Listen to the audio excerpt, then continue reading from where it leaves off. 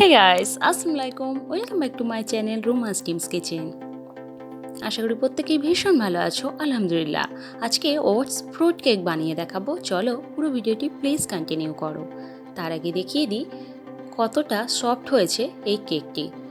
কেটে নিলাম আর হাত দিয়ে এইভাবে প্রেস করার পরে যদি দেখো কেকটা খুব সহজেই উপরে উঠে আসছে, তার মানে একেবারে স্পঞ্জি কেক রেডি। এবার 200 গ্রাম টক দই আমি একটা বোলের মধ্যে নিয়ে নিচ্ছি। টক দইটার পানি ঝরানোর কোনো দরকার নেই, এইভাবেই কিন্তু পুরো প্যাকেটটা কেটে আমি ঢেলে নিলাম। এর মধ্যে আমি দিয়ে দিচ্ছি 1/3 কাপ সয়াবিন অয়েল।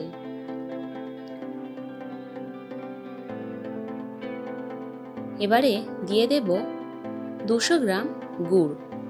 কেকটা কিন্তু গুড়েই আমি বানিয়ে দেখাবো, তোমরা চাইলে চিনি ইউজ করতেই পারো। সেক্ষেত্রে চিনিটা গুঁড়ো করে নিলেই বেটার হবে।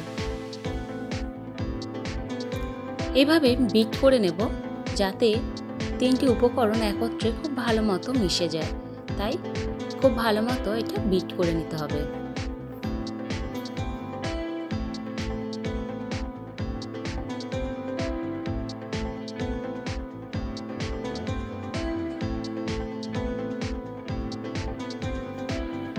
এবারে হাফ কাপ আমি ওটস পাউডার করে নিয়েছি। এটা গ্রাইন্ডারের মধ্যে দিয়ে পাউডার খুব সহজেই বানিয়ে নেওয়া যায়।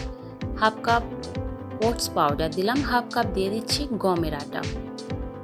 এগুলোকে একসাথে চালনির দ্বারা আমি চেলে নিচ্ছি।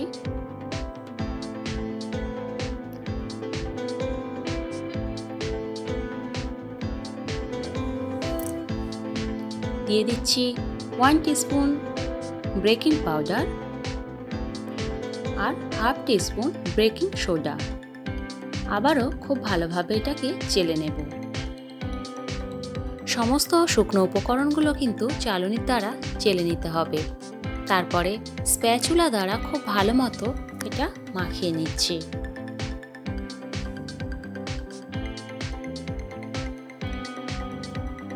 ভালো মতো মাখানো হয়ে যাওয়ার পরেই যদি দেখো গাঢ় আছে, তাহলে সেক্ষেত্রে একটু দুধ অ্যাড করতেই পারো। 12টা কালো কিশমিশ দিলাম। দিয়ে দিচ্ছি 2 টিস্পুন চেরি, এইভাবে ছোট ছোট টুকরো করে নিয়েছি। আর 4টে অ্যাপ্রিকট এইভাবে কুচিয়ে নিয়েছি। আর দিয়ে দেব এই কেকের মেন উপকরণ, যেটা গাজর। একটা গাজর এইভাবে কুচিয়ে গ্রেটার দিয়ে আমি গ্রেট করে রেখেছি, কুচানো না। এটাকে খুব ভালো মতো ফাইন গ্রেট করে নিতে হবে। আর স্প্যাচুলা দিয়ে ভালো মতো ব্যাটারের সাথে সব উপকরণগুলো আমি মিক্স করে নিচ্ছি। আশা করছি এই রেসিপিটি প্রত্যেকের ভীষণ ভালো লাগবে, তাই অবশ্যই লাইক কমেন্ট শেয়ার করতে একেবারেই ভুলো না। আর গ্রিস করে নিয়েছি সাদা তেল দিয়ে হোয়াইট পেপার একটা অ্যালুমিনিয়াম বোলের মধ্যে। তারপরে কেকের ব্যাটারটা আমি ঢেলে দিচ্ছি। গ্রিস করাটা দেখালাম না, কারণ এর আগে কেকের রেসিপিতে কিন্তু আমি এই টিপসটা দেখিয়েছিলাম। 1 টিস্পুন ওটস ওপর থেকে এইভাবে ছড়িয়ে দিচ্ছি, কারণ এটা ওটসের কেক, তাই ওটস ওপর থেকে এইভাবে একটু ছড়িয়ে দিলে অনেকখানি ভালো হয়। 1 টিস্পুন ওটস এইভাবে পুরোটা ছড়িয়ে দিচ্ছি। আর কয়েকটা কালো কিশমিশ উপর থেকে এইভাবে দিয়ে দিচ্ছি। অ্যাপ্রিকটও কয়েকটা টুকরো এইভাবে ছড়িয়ে দেব।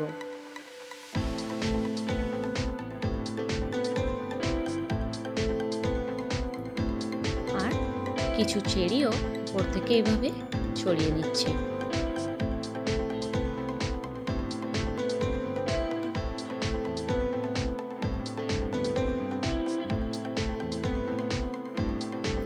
আর দিয়ে দিচ্ছি মোরব্বা, এভাবে ছোট ছোট টুকরো করে উপর থেকে এভাবে ফেলে দিচ্ছি।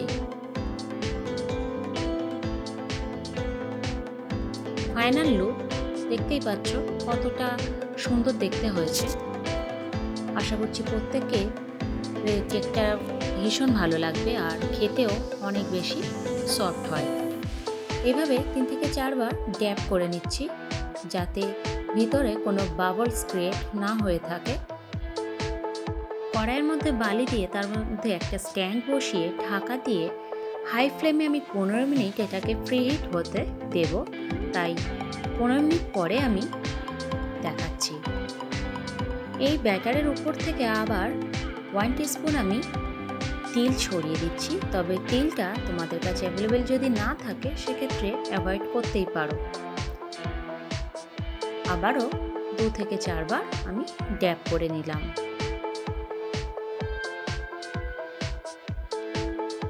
এবার 15 মিনিট পরে আমি কড়াইয়ের ঢাকনা খুলে তার মধ্যে কেকের বোলটা বসিয়ে দিলাম, দিয়ে ভালো মতো জায়গা মতো সেট করে রাখতে হবে যেন কোনো দিকেই হেলে না থাকে। আর একটা ঢাকনা দিয়ে ভালোভাবে ঢাকা দিলাম যাতে ভেতরের হাওয়া বাইরে না আসে বা বাইরের হাওয়া ভিতরে না যায়, সেক্ষেত্রে লক্ষ্য রাখতে হবে। 45 থেকে 50 মিনিট কিন্তু আমি কেকটা রান্না করার জন্য ছেড়ে দিয়েছিলাম, তবে অবশ্যই 40 মিনিট পরে চেক করে নিয়েছিলাম একবার। আবারও দেখিয়ে দিচ্ছি কেকটা পারফেক্টভাবে রেডি হয়েছে কি না কীভাবে বুঝবে। একটা ছুরি বা একটা পরিষ্কার কাঠি নিয়ে এইভাবে কেকের মাঝখানে যদি গিঁথে দেওয়া যায় আর তোলার পরে যদি ছুরিটা একেবারে এরকম পরিষ্কার ওঠে তাহলে বুঝে যাবে কেকটা একেবারেই রেডি। আর যদি দেখো ছুরির গায়ে ব্যাটার লেগে আসছে তাহলে আরও 5 থেকে 10 মিনিট রাখলেই কিন্তু কেকটা সহজেই তৈরি হয়ে যাবে।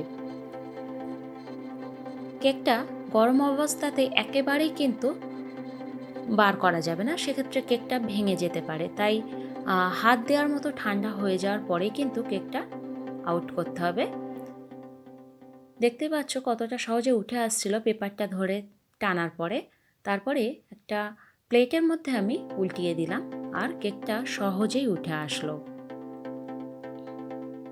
এখনো পর্যন্ত যারা আমার চ্যানেলে নতুন, প্লিজ আমার চ্যানেলটি সাবস্ক্রাইব করে আমার পাশে থেকো, অবশ্যই পাশে বেল বাটনটি ক্লিক করে দিও। পেপারগুলোকে এভাবে তুলে নিচ্ছি আর দেখিয়ে দিচ্ছি ফাইনাল কেকের লুকটা। আশা করছি প্রত্যেকেরই ভীষণ ভালো লাগবে। সবাই খুব ভালো থাকো। অগ্রিম হ্যাপি ক্রিসমাস ডে। সকলে খুব এনজয় করো। আল্লাহ হাফিজ।